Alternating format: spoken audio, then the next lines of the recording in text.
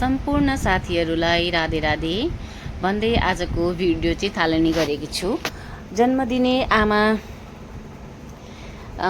कोमा गएर माता तीर्थ औँसी मनाउँदै आमाको मुख हेर्यो आजको दिन। र यहाँ चाहिँ बहिनीले मम्मीलाई फुल लगाइदिँदैछ।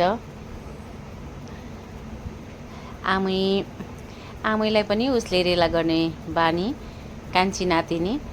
आमैलाई वरिपरि फुल लगाएर क्राउन जस्तै पारेर बसेको छ। आमै पनि नहल्लिकिन बसिराख्नु भएको छ। र यसरी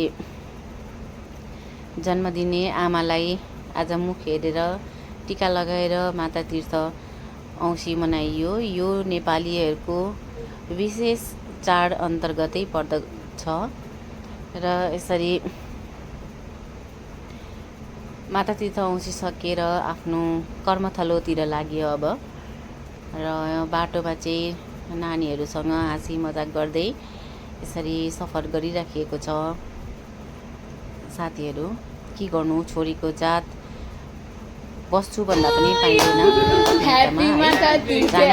कहिले र कति दिनको छुट्टी लिएर आएको भन्छन् छिमेकीहरूले पनि। र कर्मथलो छोडेर चाहिँ कर्मथलो पुग्यो। आज माता तीर्थ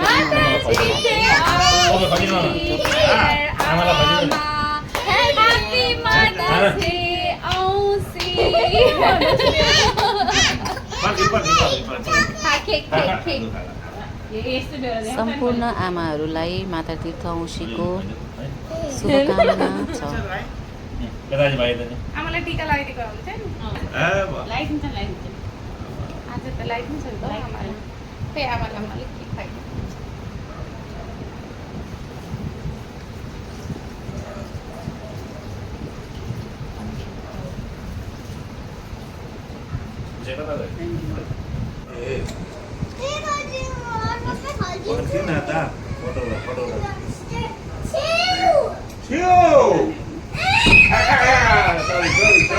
Sorry.